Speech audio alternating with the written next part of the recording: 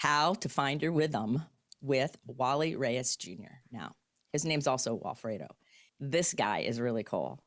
I don't know if you've heard of the band Chicago, or maybe Carlos Santana or Christina Aguilera. You've probably heard of them.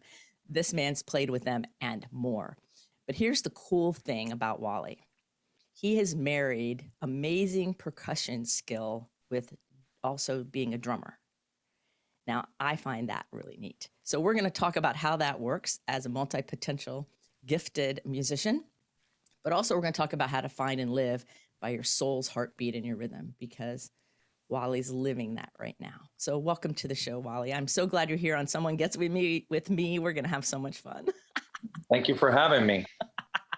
Oh, I'm so excited. So tell everybody a little bit about how did you get started in music? I believe you had a musical family. Like, how did all this get started? How old were you when you first started drumming and things? Well, I was born in Cuba, and I left Cuba when I was 5. My whole family are musicians. So I thought everybody's family played music. So I was in Puerto Rico growing up, and, I started playing percussion just for fun. Mm-hmm. I wanted to be a veterinarian since I saw Dr. Dolittle, the movie. Yes. And I said, oh my God, I got to do that. But then, when I hit like 12 years old, mm-hmm. and I started really loving, the music of my era, which was the Beatles, the Rolling Stones, Guess Who, the Airwaves, Elvis, Stevie Wonder, CTA, Led Zeppelin. I was a rocker guy.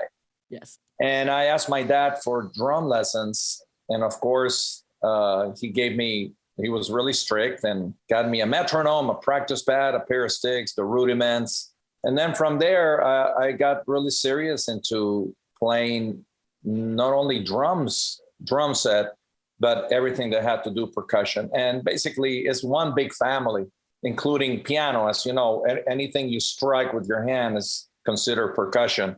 Coffee cups, snare drum, bass drum, anything that you strike with a mallet, whatever. So that's like about thousands of instruments. Right.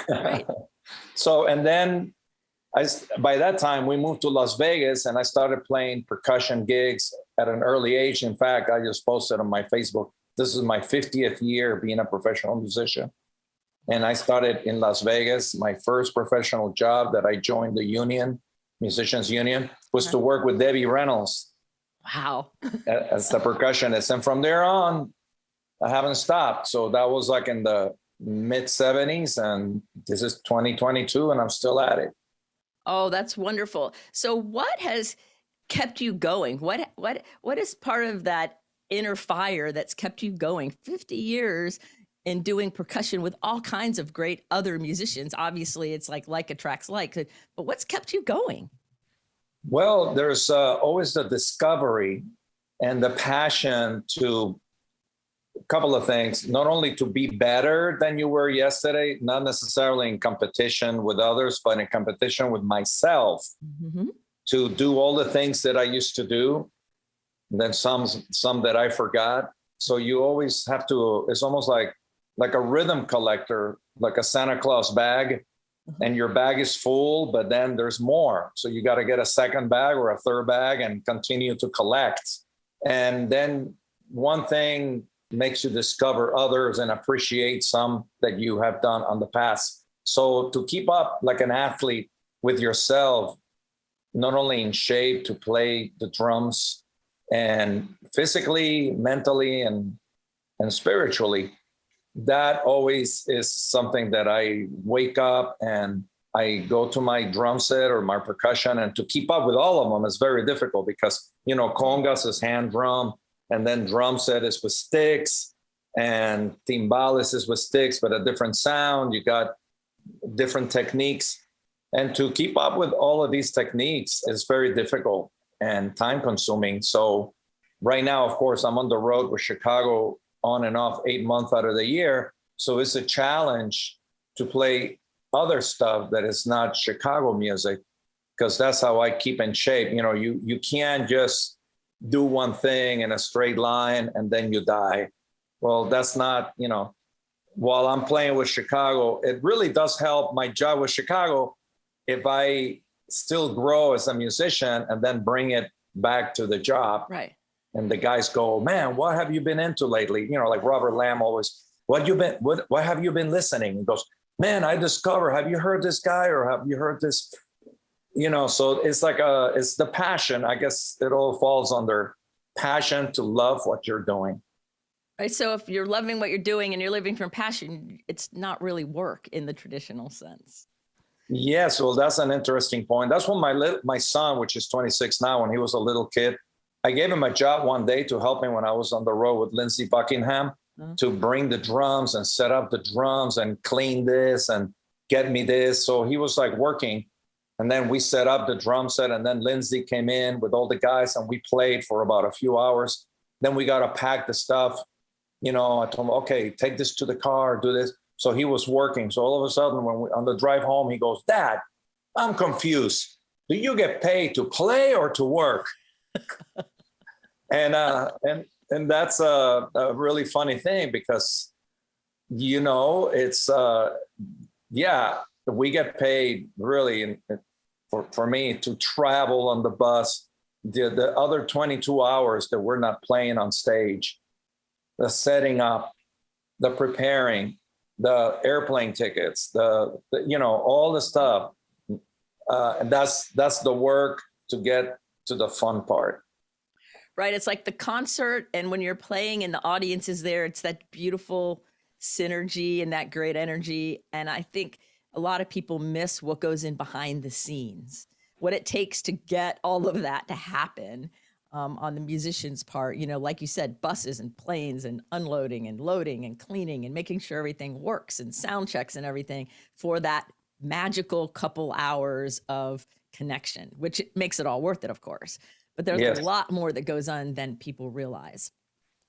In fact, if you actually finish a concert, any concert, if you can stay for an hour sitting on your seat after a concert and see what like about 100 guys do in 1 hour, dismantle all those lights and curtains and stage and instruments and everything, and load it to the truck to set up the next day.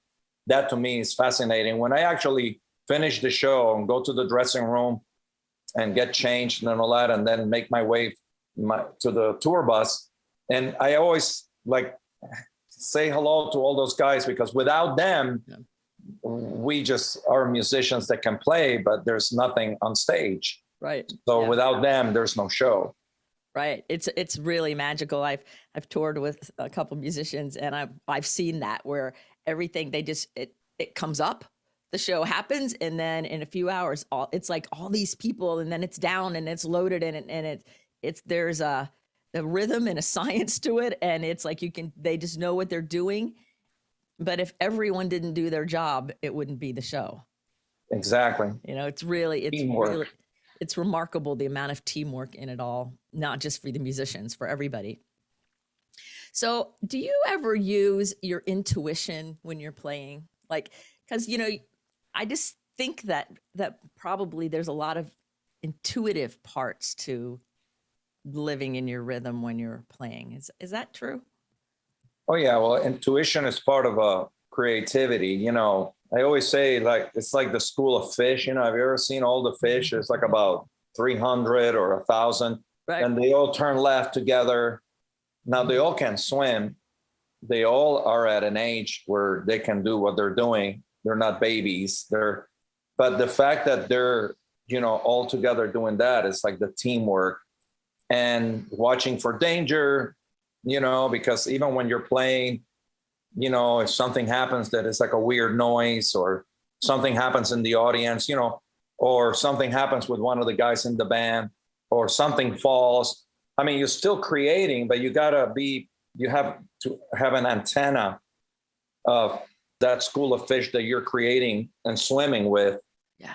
Just in case something happens, you react or cover a mistake, or cover for an accident, or, you know what I'm saying? Right. So certain amount of what we play, of course, is like songs, you know, that people know, the soundtrack of people's life every night, but still there's room for maybe a little improvisation here and there, you know? Right. Like when you go to a great restaurant, you're going to take somebody and you go, oh my God, you got to have the meatloaf in this place. Well, that means that's the hit song right there. Right. People come to this restaurant because that meatloaf is a hit.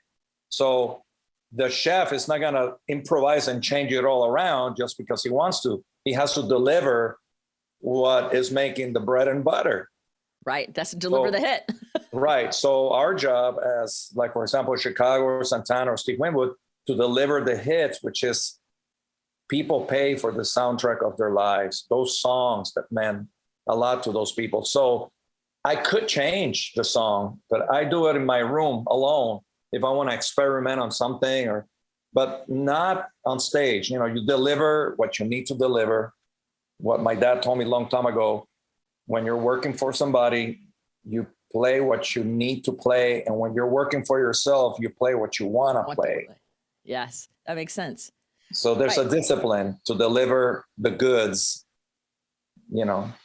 Right, because the audience is there because they want to hear that song and the way they remember it, because that's, like you said, the soundtrack of their life. And like, I raced sailboats my whole life, and Chicago's been one of the bands I've listened to since like forever. And if I went to a Chicago concert, there would be certain songs that if I knew they were about to play it, I would get all jazzed up, you know? And if there's something I really wanted to hear that was left out of the show, I'd be going, wait a minute, hold on, I didn't get my song, you know, because that's the way we are as humans. And so, you know, and I appreciate that, you know, it's like, play it the way the audience wants to hear it, even though I have all this other creativity going on, because the listener matters. You know, it's that exchange, it's that energy exchange that I think is really fun. One of my listeners to this podcast wants me to ask you to describe your creative heartbeat.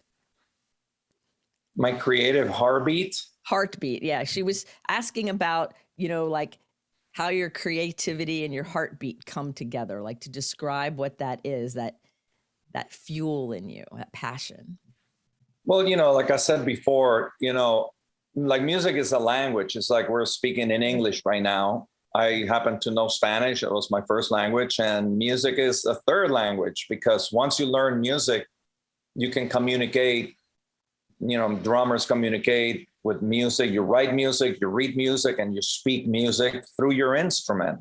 So we can have a conversation. So to always improve the vehicle that takes you to your creativity.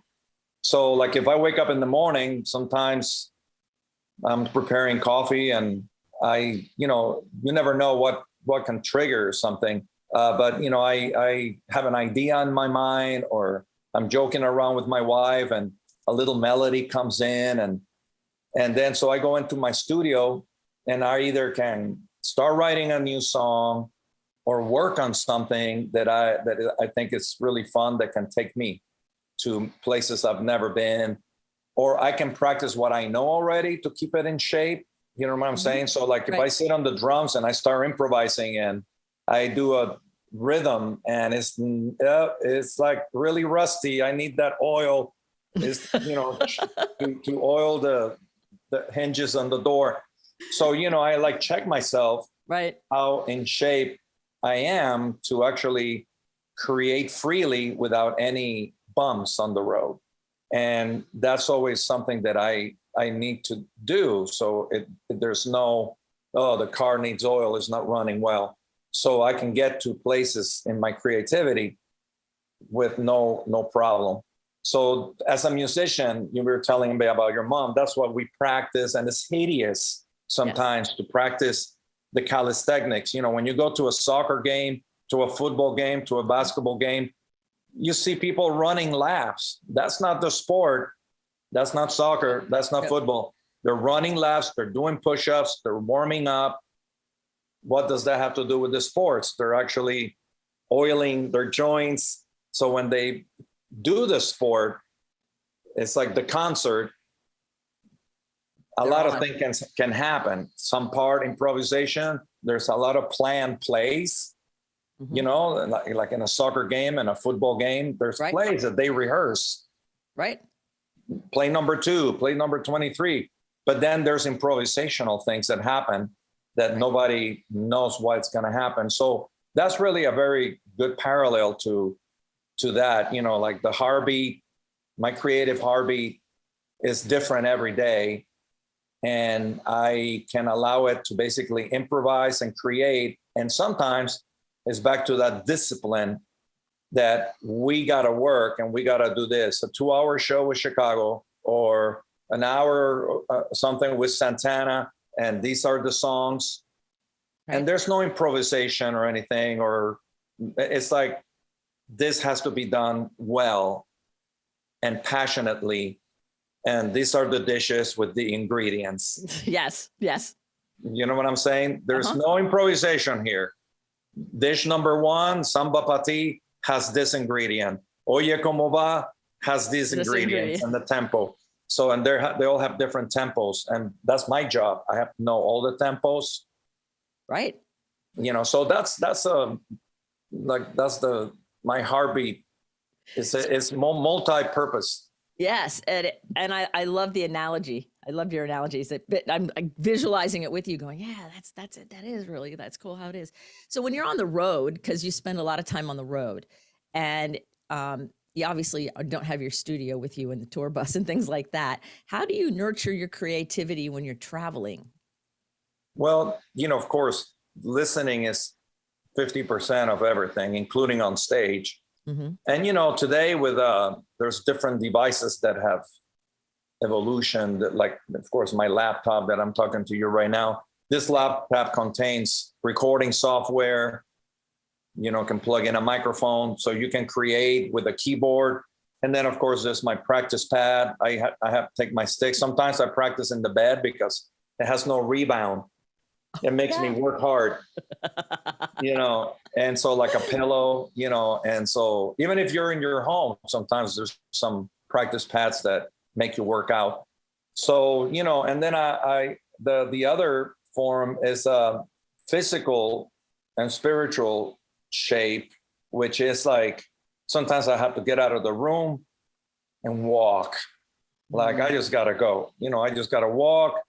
If it is a little rainy day, I've got an umbrella, and that inspires me and feeds me because, music is a reflection of your life. And if you don't live life, what are you going to write about? Right, right. I mean, what are you going to play an inspiration to what? Well, I spend my life in a room and I want to write about a love affair, a trip, traveling. Well, no, you got to have the love affair. Fair. You got to have a breakup. You got to have success. You got to have joy with family and friends, and you got to travel and watch the beauty that God created, the sceneries, the desert, the jungles, the forests, the flowers. And then that inspires you to make music. Yes, I totally agree. I think especially nature connects to me a lot. Like when you just said getting out and walking, there's times where I'm like, gotta go. Grab my dog, see ya, I'm gonna go. It doesn't matter if it's raining or sunny or what it is. I just want to go be with the flowers and be with the animals and hear the birds and just be. And if it's night, I just stare at the moon. Like there's something magical about connecting to nature on those really deep levels. It inspires me a lot. Absolutely.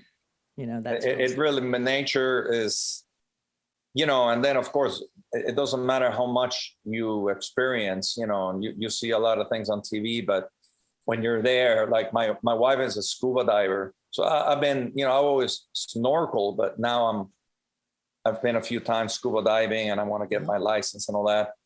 And that feeling underwater, it's a different world completely, so it's quiet. You only hear those bubbles. Blah, blah, blah, blah. And when you come up into the real world, and you take that oxygen and then you breathe, you go, wow, I just came from a completely different planet within the planet. And of course, all that is sources of inspiration. I actually have a song that I've been working on, and it's part inspiration from her and our experiences. And then I was looking at some sounds and stuff like that, and there's a beat that was called Underwater. The beat was named Underwater. So I played it and it's just like, it sounds like it's underwater. And I put it up and I started creating. And so one thing, the real life experience with what I was hearing Right. develop this really kind of like a Billie Eilish kind of song type underwater. So, those are kind of things that I work on. And my goal is before I die, I want to go to my grave on empty.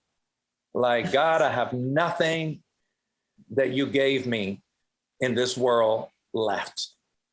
That's Oh, it. that's beautiful. That's beautiful. Totally, totally giving it all and going for it and creating things. Like Yes, I think it was Wayne Dyer said, "Don't die with your music in you," and that's it. I agree with that. Like, go for it all the way until there's nothing left, until the tank is empty. I think that's where the magic is. So if somebody's listening to you right now and they're loving what you're saying, and they feel stuck though, like they go, if only I could, but I don't know. And they have all those inner excuses. What kind of advice or maybe supportive feedback you might give somebody that's feeling stuck that needs to kind of like get moving and start creating?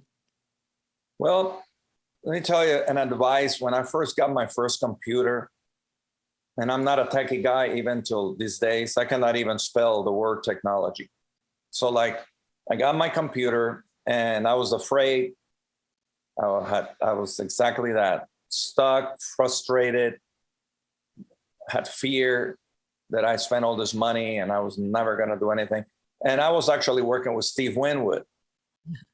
And Steve Winwood told me, let me give you 2 pieces of advice. It takes time and get help. You cannot do it all by yourself. So basically, that's the most frustrating thing that I hear when people go, oh, he's self-taught. Let me tell you something about the self-taught. All the best people in the world are not self-taught because they had a mentor. The best athletes, the best dancer, Baryshnikov had a coach, a mentor. Everybody has an indirect or a direct teacher. No man is one island. I mean, it's just a teamwork. It's either indirect, you heard something from somewhere that inspired you. So there's nothing wrong with taking music lessons or drum lessons or percussion lessons. And then one thing leads to another. You get another teacher, get a second teacher. Right. Learn from different people. The thing is to actually get somebody that has been where you've been, that is passing it forward. Like, I teach and I have students and they come in and, I've been where they've been already. Right. So when they're telling me something and this and that, I already know what they need to do. So I just basically pass it forward, my information, my experience. Sometimes they don't get it immediately. Like some lessons that my teachers taught me when I was in high school, I'm just getting now. Me too. You know what I'm saying? So, don't sit by yourself, frustrating, whatever, in front of a djembe or a drum set or a conga drum, or maybe you might even hurt your hands and go, oh, forget about this. Well, you played it wrong. Then if you play it wrong, the first lesson that I give my student, be careful with your thumb so it doesn't hit the rim, because when you hit the rim, it's going to hurt. You're going to go, the hell with this. It's not the djembe's fault. It's not the art form of music's fault. It's because you didn't know and you didn't get help. You didn't get a teacher. So, we as human beings, the first we had parents, we had mentors. People would show you how to brush your teeth, how to eat correctly, how to read, write. You had teachers all through high school. Well, if you're going to learn whatever you're going to learn, why are you going to be self-taught and spend 2 years in frustration where maybe you can get a few lessons and in a week you'll get it and move forward? Right, exactly. Or like you said, try to do it on your own, do it incorrectly, and then just throw it all out and miss the whole opportunity because you didn't have somebody show you what to do. Exactly. Yeah. And sometimes you develop bad habits and then you got to go back. Right. Like playing tennis and sports. It's the same thing. Yes, I was just thinking about tennis because I've raced sailboats my whole life. And as an adult, I learned how to play tennis. And so my tennis coaches were all like, get all the swings down right because you don't want to have to fix the pattern. Exactly. And it's the same thing in sailing where new people come on the boat and I've been doing it 50 years. And so it's like, You want to do it this way because otherwise it's dangerous, and this is how we do it. And some people listen and then they excel, and some people don't listen and it's not pretty. Because Exactly. it takes a village to get these things to happen. And so I think that's a really good advice, because I think too often in our cultures, we're taught that we should be able to figure it out on our own. And no, I don't, No. that's not, even if we could figure it out, that's not the point. It's much, much more powerful to have somebody in it with us that's inspiring us and rooting us on and showing us what they know. Otherwise it gets lost, so Don't be shy, and I know a lot of people, for example, when I used to go to master classes as a kid, and there's a master drummer in front of me, and everybody is, because fear is the problem, and it really boils down to that. People have fear that they're not going to sound good, or they're not going to articulate the question correctly, and they're going to look at them like, oh man, you dummy, that's a dumb question. And no question is dumb, no question. And so like I was in a clinic one time, I remember it was like Billy Cobham, which is a great drummer that came out in the 70s, and he changed a lot of the music drumming world by his tons of tom-toms, powerful. And he was giving a drum clinic, and somebody raised his hand with a question and said, do you wear like socks? What kind of socks do you wear? And people laughed. Like they laughed, like, oh my God, really? You're gonna ask? And Billy Cobham turned it around. He goes, well, that's a really important subject. Some drummers like to play barefooted, depending on the technique. Some people don't play with socks. Maybe your feet, if you have sweaty feet, I think you should wear socks, because after 2 hours, you're gonna be like up there going, I wish I had socks on, And so like all questions are important. And so like now that I'm in that position, many times there's like a lot of young people, and the company pays me, and they're there doing a free clinic. And here I am. And sometimes there's no questions. After I ask that, is there any question about anything, whatever? And then after, while, I'm kind of like leaving and I'm packing my stuff and all that, they come and go, Mr. Reyes, can I ask you a question?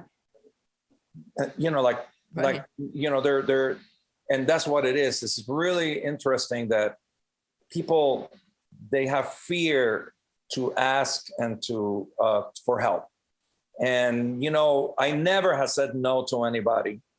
Somebody asked me a question, hey man, can you show me that beat you play with Santana? I goes, yeah, sure. Is this? Or like, what the hell is it that you're doing in that song with Chicago, that fill? Goes, oh yeah, that's like blah, blah, blah, blah, blah, right, left, right, left, right. Oh my God, really? He goes, yeah. Now he takes it and forms something on his own.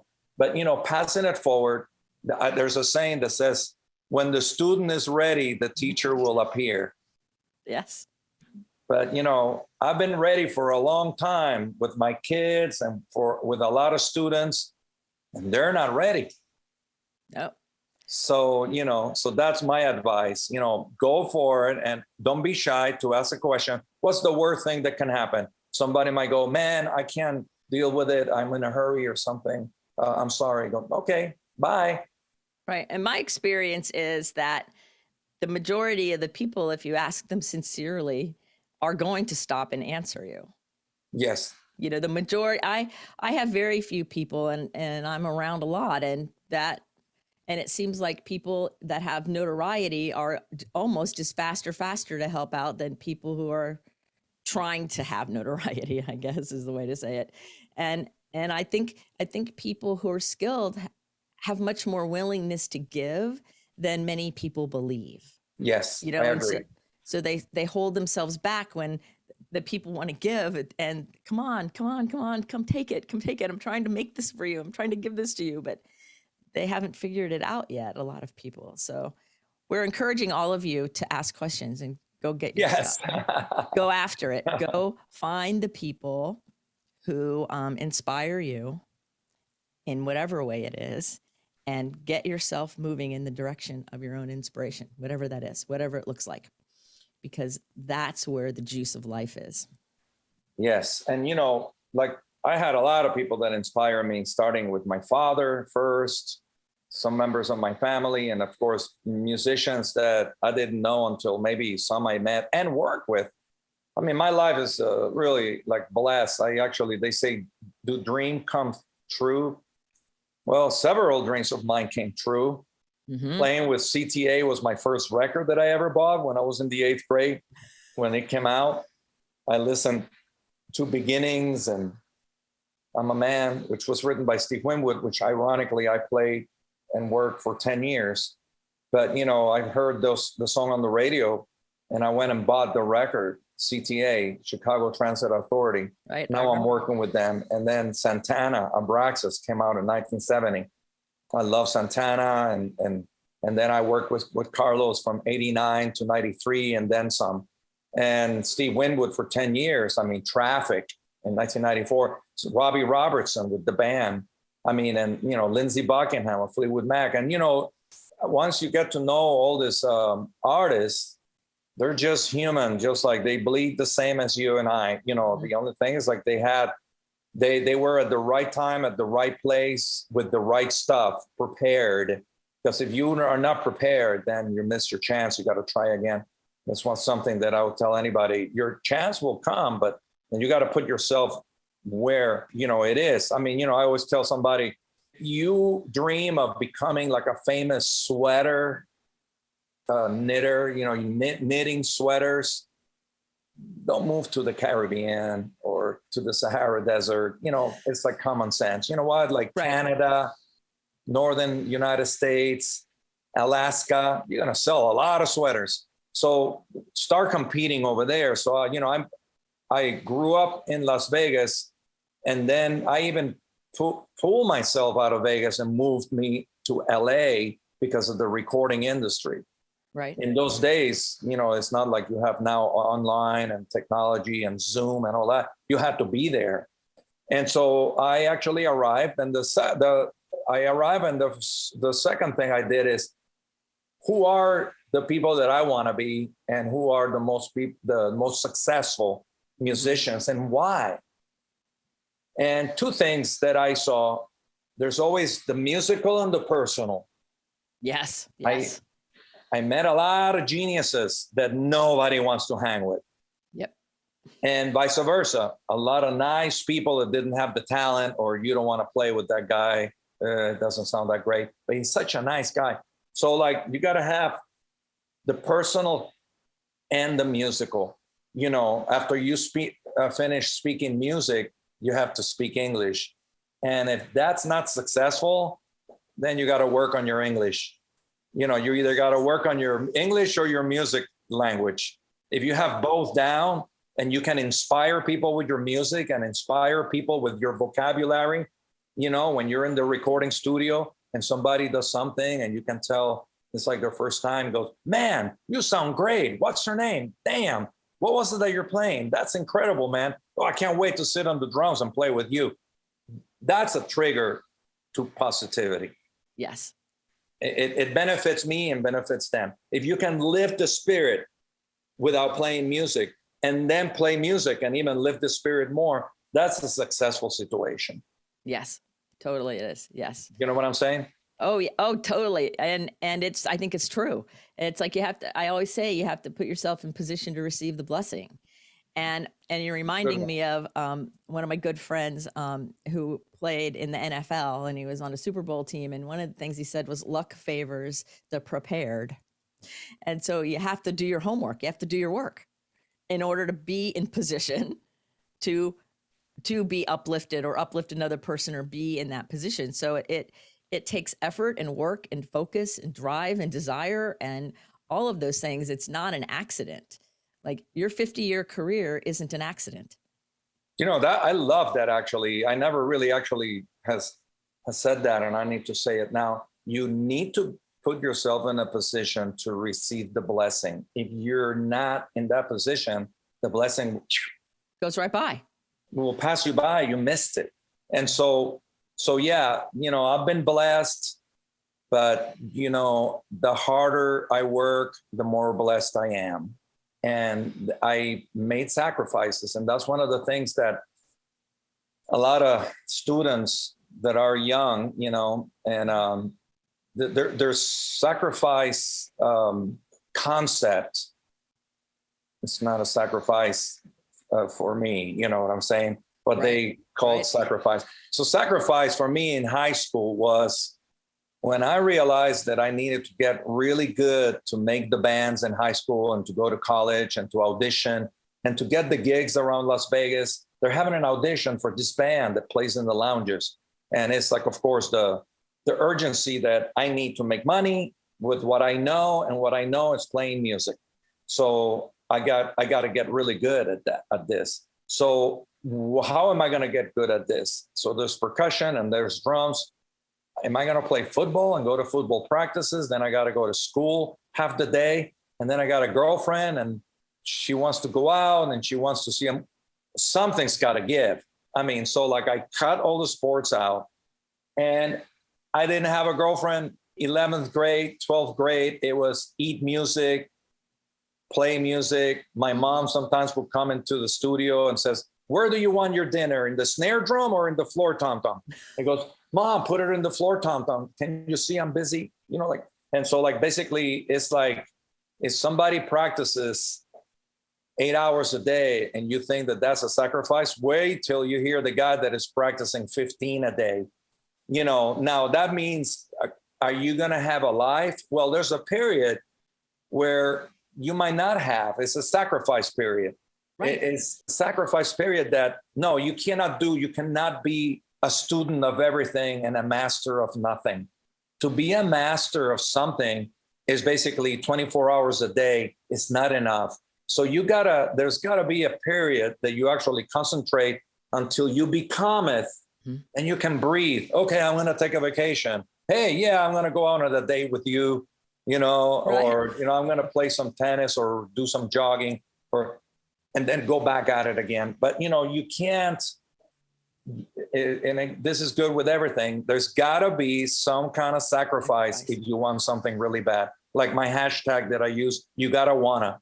Right. Exactly. You got to want to, and you have to be willing to make that sacrifice. And yes. And I hear that a lot. And I believe that a lot because I'm an athlete and things like that, that you have to be willing to sacrifice to get where you say you want to go. Period. And if you're not willing to sacrifice, if you're not willing to sacrifice, then don't whine about not getting there, and don't be jealous of the people who did sacrifice, because thank you. That's just the way it is. Thank you. And I hear that a lot, and my daughter had to go through it. My daughter, Liliana, is an incredible singer. And then I taught her percussion and she ran with it.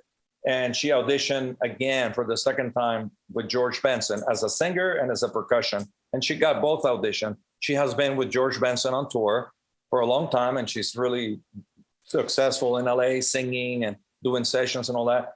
And then people go, "Oh my God, yeah, because your dad and your grandpa are musicians and your brother Danny that played with Zach Brown." We did not get a music degree.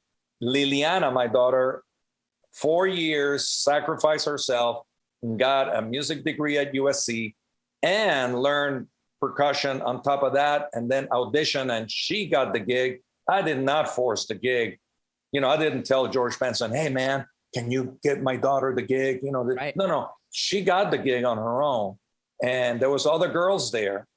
And George Benson didn't ask the girls, "Who's your father? Are they musicians?" It was not. They had nothing to do with that.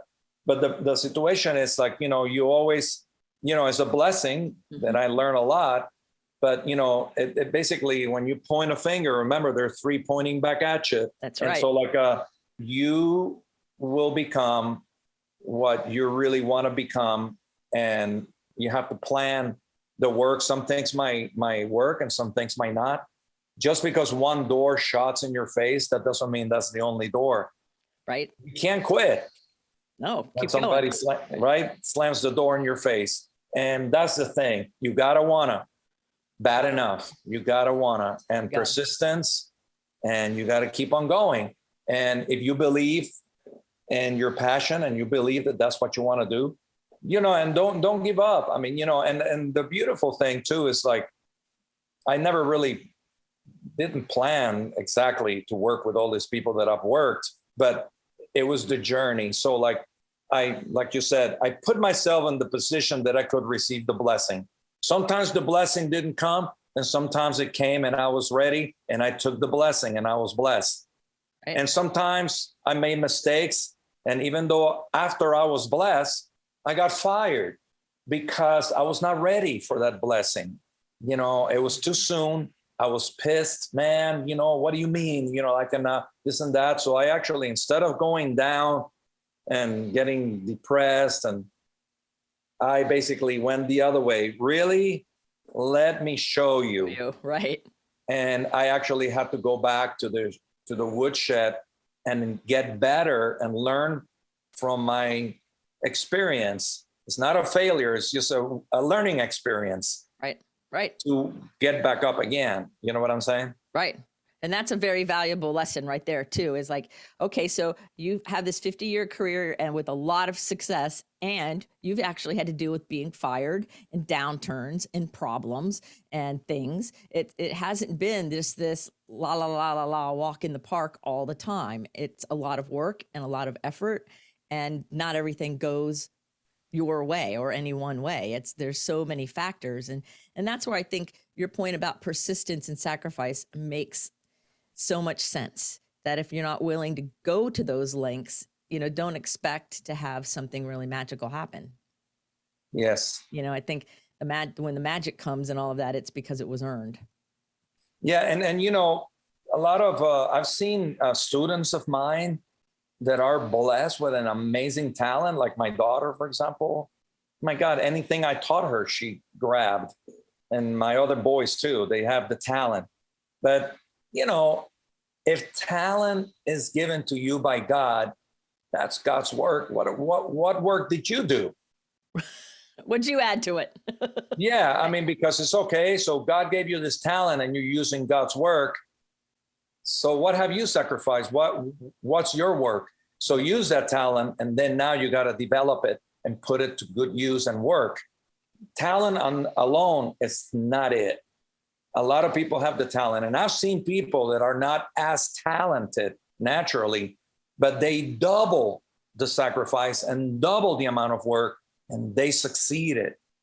Yes. So, and I almost admire some of these people, because I got some students that, man, they're like in a fight to get it, and they take it home and they get it. Where my next student might go, I say, okay, is this? And they go, oh, okay, and they do it. Go, wow, all right, well, now you got it. Okay, now you're very talented. Now go home and develop and practice. But my other student, the same lesson, he has to practice it for double the amount of time to get it. But those are people that might want it bad enough and better than the one who has the talent that doesn't care as much. Right. Yep. Yeah. So I think it's like this perfect melting pot of characteristics. Yeah. Like being willing to sacrifice, and talent and ability and practice and drive, and being willing to work through the boring stuff to get to the fun stuff, because you just don't start out on stage. Exactly. My friend Giovanni Hidalgo is an amazing genius percussionist. He's been at it since he was a little kid. In an article, every time he hits the stage, everybody think, of course, he is gifted, talented. God blessed him. And, people actually look at him like a blessing from God, like a genius. Yeah, he is, I'm telling you. But he said something one time, like he's the same subject. He goes, but nobody's with me the 8 hours a day I practice in my room alone. Mm-hmm. There's no camera, nobody's with me. Nope. So when I come out of that room after a month of practicing 8 hours a day, and I take it to the stage, people go, oh my God, you're so lucky. You're so talented. God gifted you with this. Look at how you're playing. But where's the sacrifice? Of course, 8 hours a day for a month, every day. Right. So, and when he said that, it really dawned on me. Yeah, nobody sees the hideous practicing, like whether it's scales or guitar or rudiments. I mean, I can drive anybody nuts. I mean, if they hear me practicing, that's why practice pads are rubber and silent. Mm-hmm. Even you go crazy, and people go, "What the hell does that have to do with music?" Come to a Chicago concert, you'll see. Right, exactly. Come to a Chicago concert, and you'll see it. That's wonderful. This is a great conversation, and I'm being very aware of your time and your generosity and everything. And I'm just really loving this because I think all the points that you're making, especially to help people like get inspired and unstuck, are like so valuable. But I have a couple kind of personal questions just so people can get a flavor of your genius. And one of them is, what's the most memorable food you've ever eaten? Like, you've traveled all over, most memorable food. Well, that's a difficult question because I'm a foodie, and Kirsten, I was in New Orleans with Chicago, the last leg of the tour, and she flew. She was not going to miss New Orleans. We spent 2 days in New Orleans, and it was just about food and po' boys and Bourbon House, the oysters and charbroiled oysters. And, I like food. Music is regional, cultural. It's about the people, about customs. It's about the food. So, when I go to New Orleans and soak the music, the people, the culture, the history, the food, and then I go to Italy, and that's a whole other thing. Right. Then you go to a place where they're having, go to Cuba, then you have Cuban food, Cuban music, and all that. So I actually relate food very much with music as part of the experience. I have so many instances. I was in the middle of Brazil, Ouro Preto, which is like black gold area, and they had a buffet over there, and that was one of the most incredible meals. I wish I had two stomachs. And yeah, I love all kinds of food. The only thing I personally cannot, I don't know if I'm allergic or something, is spicy food. So I don't do well with spicy food. So when I go Thai or Indian or Mexican, I said, no spicy, please. Back the spice off. Yes. But, it's just like very, very, I have so many great experiences, whether I traveled to Indonesia, Japan, China. I visited China in 2005, all over China, giving educational drum clinics. And they took me out to different restaurants, and I've had, it changes from region to region. And so I just love it all, really. It's like somebody turning me on to something new, I go for it. Yeah. And I think that's also part of your overall life success, is that being willing to go after the something new and being open and going for it instead of letting, like you were talking about earlier, letting the fear stop you. I think that's a real key ingredient in your natural way of being. Actually, in fact, last night I cooked something really quick that I learned after a show in Bologna, Italy, and they fed us some pastas, and one of them that was like my favorite was like what they call half a rigatoni. It's not rigatoni, but it's half. Oh, okay. And then it's so simple that when the chef came out to say hello, I says, "Oh my God, can you give me the recipe? This is amazing."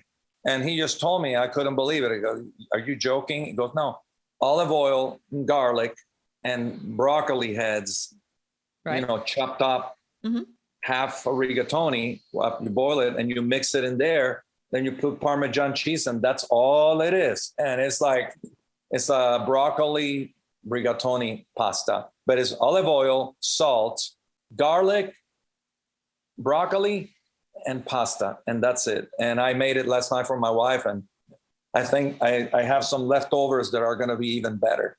Yes, because then the flavors marry overnight. Oh yeah, that sounds delicious. It's like a good band that has meshed together for a long time. The flavors come out with time. There's nothing better. There's nothing. Oh yeah, better than that. It sings to my soul. So your last question of the day is this: if we were going to put a billboard up that the whole world was going to see with your personal quote on it to inspire people, what would you put on that billboard? Oh my God, nobody has ever asked me that question. Maybe one of those, it could be many things. First thing that comes to my mind, live life to the fullest, but then that's an incomplete statement, because how do you live life to the fullest, right? You have to travel and go for it to seek different informations. I have more like a spirit of Marco Polo. I think if I would have lived in those times, I would have either being a sailor or a pirate or a discoverer, a adventurer, I don't know. But I think, what you said earlier, go to your grave with nothing left inside of you. Yeah.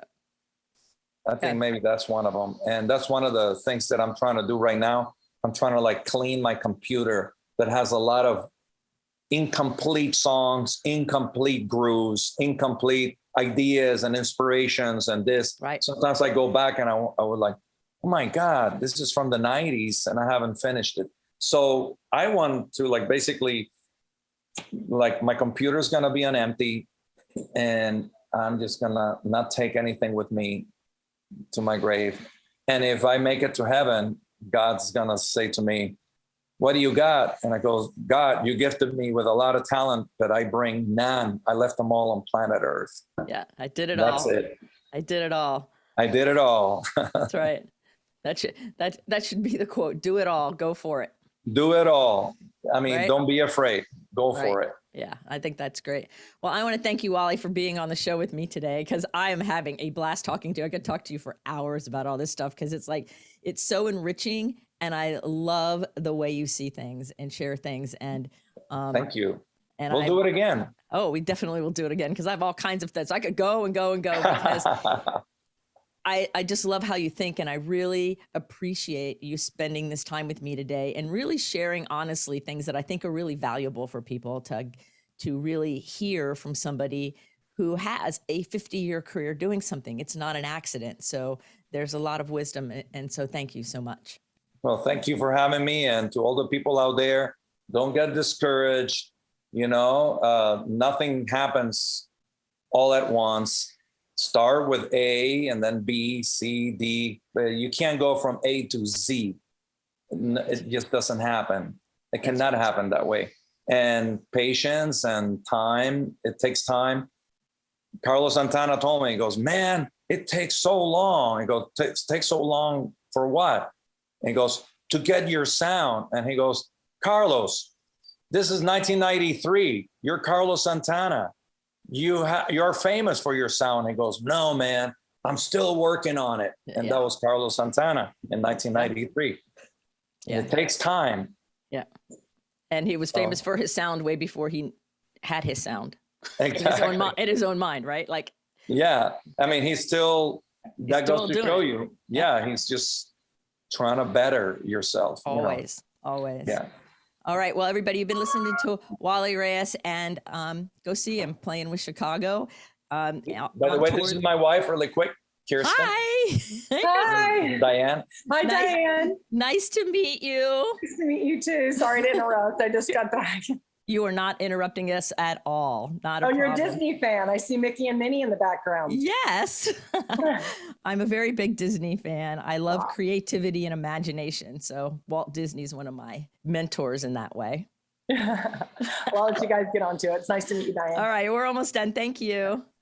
All right, everybody, you've been listening to Wally Reyes. Check him out in the show notes with how to follow him on social media. Go see Chicago and let him know that you heard him here on Someone Gets Me. And so remember, keep your face to the sun so the shadows fall behind you, because you're a rock star. You're here on purpose with a purpose. So go out there, let your light shine. Take the wisdom you just heard and do something with it. And let us know what happens. Till the next episode, be well.